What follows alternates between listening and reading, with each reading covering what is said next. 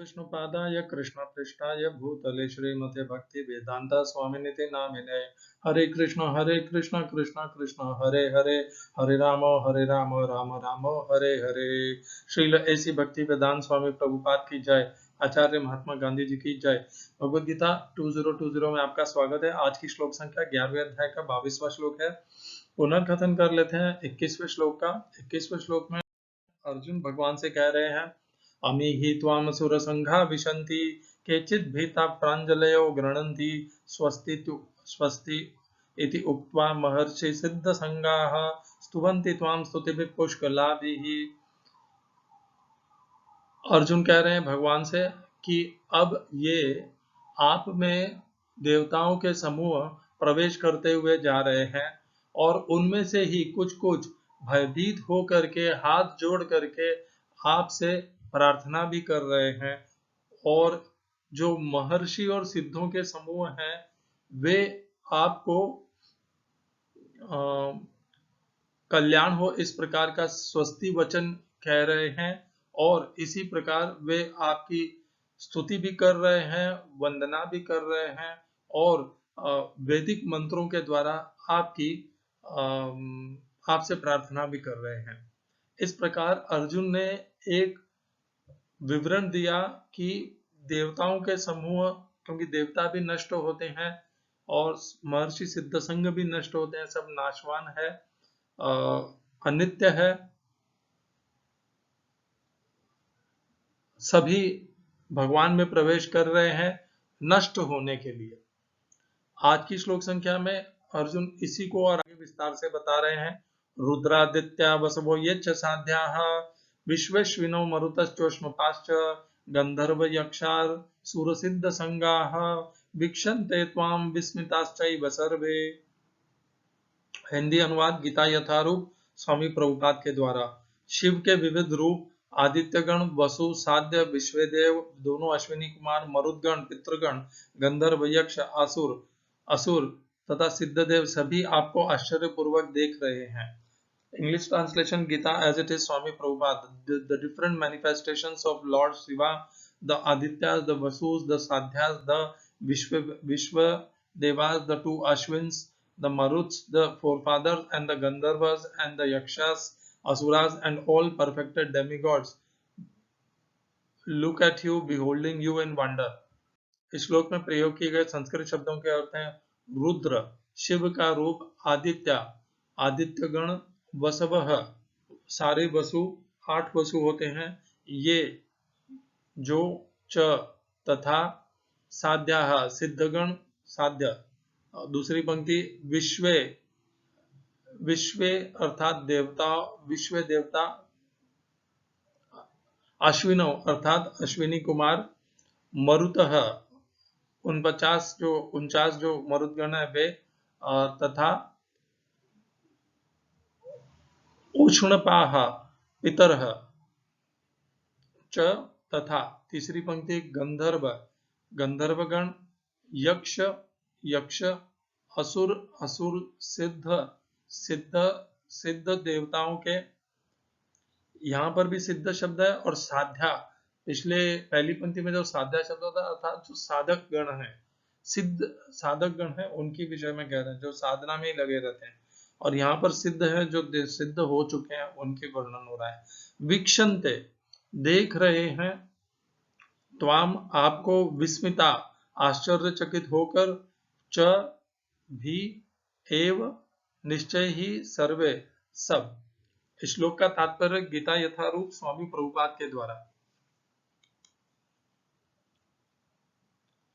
प्रभुपाद ने इसका कोई तात्पर्य नहीं दिया है।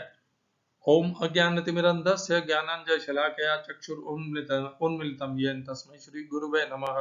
एकं शास्त्रं देवकीपुत्र गीतम् एको देवो देवकीपुत्र एव एको मंत्रस्तस्य नामानि यानि कर्मावेकं तस्य देवस्य सेवा। हरे कृष्णा। तो पिछले श्लोक में अर्जुन ने कह दिया था अमी ही त्वाम सुरसंगा, सारे देवता आपके अंदर प्रवेश कर रहे हैं, और महर्षि सिद्ध संघों का भी वर्णन किया था। अब यहाँ पर विशेष रूप से नाम लेकर के अर्जुन बता रहे हैं, क्या कौन कौन देख रहे हैं ये भी आप समझ लीजिए। पिछले श्लोक में बताया सारे देवतागण, सारे महर्षि और सिद्धगण। अब इस श्लोक में उसी में और कौन कौन जुड़ रहा है? रुद्र। रुद्र शिव का एक रूप है, महादेव का रूप है। आदित्य, 8 आदित्य होते हैं। कितने आदित्य? 12 आदित्य, 11 आदित्य होते हैं। वे वसु, 8 वसु होते हैं। एक काम करते हैं हम, स्वामी रामसुखदास जी महाराज ने एक एक बताया है कौन कितने होते हैं। तो 11 रुद्र होते हैं और 12 आदित्य होते हैं, 8 वसु होते हैं, 2 अश्विनी कुमार और 49 मरुदगण।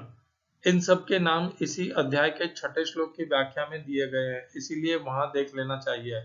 मन अनुमंता प्राण नर ज्ञान चित्ती है नय हंस नारायण प्रभव और विभु, ये 12 साध्य हैं। ये वायु पुराण में आता है।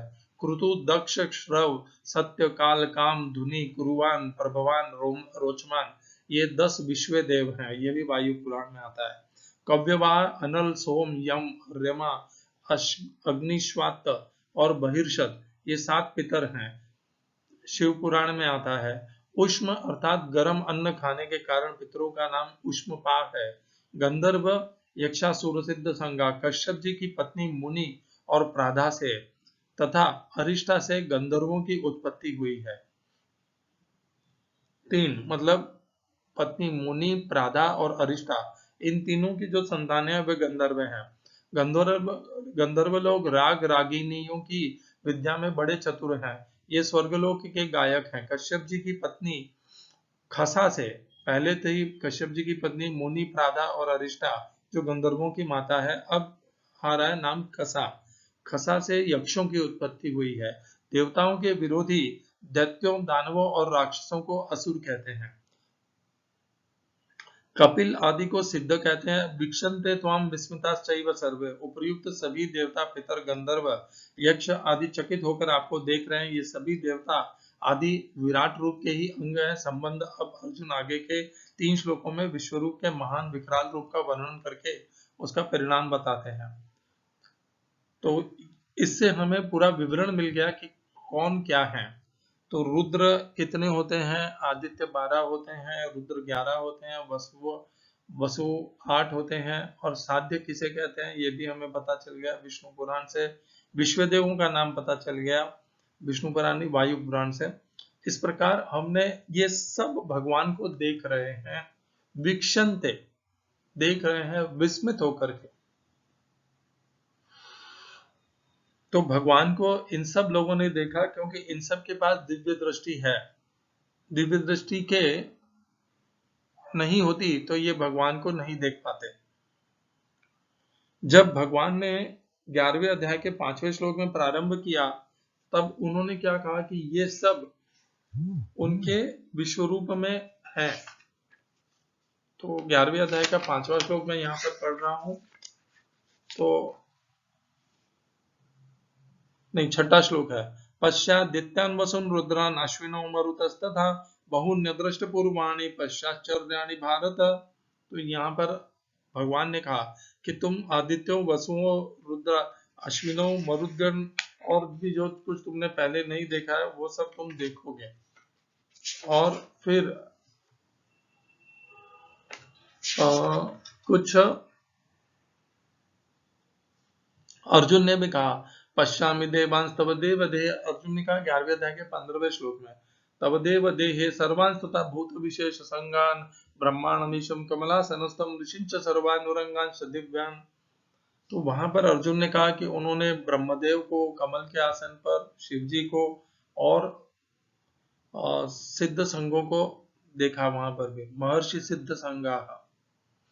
तो इस प्रकार अर्जुन ने भी कहा, और यहाँ पर अब अर्जुन पुनः बता रहे हैं और विस्तार में, महर्षि च सर्वानुरंगांश दिव्यान, उरंगांश अर्थात दिव्य सर्व। इस प्रकार ये सब भगवान को देख रहे थे और प्रवेश कर रहे थे। पहले प्रवेश करने का शब्द नहीं आया, 11वें अध्याय के 21वें श्लोक में प्रवेश करने का शब्द आया, जहां से उसके थोड़ा पहले से जो भगवान का विश्व रूप है वह काल रूप में परिवर्तित होने लग जाता है और हो जाता है।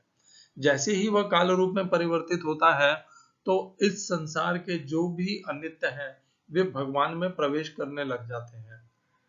एक मुख से में प्रवेश कर रहे हैं और भगवान के ही दूसरे रूप मुख से बाहर निकल रहे हैं,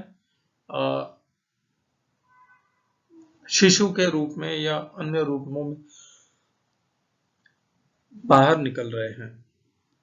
तो वहां से काल रूप परिवर्तित हो जाता है, ये भी हम मान सकते हैं इसको। आगे भी अभी अर्जुन यही बताने वाले हैं कि भगवान का यह रूप किस प्रकार का है। अब ये जो कुछ भी अर्जुन वर्णन कर रहे हैं ये भगवान के काल रूप का वर्णन है। हरे कृष्णा। श्रील एसी भक्ति वेदांत स्वामी प्रभुपाद की जय।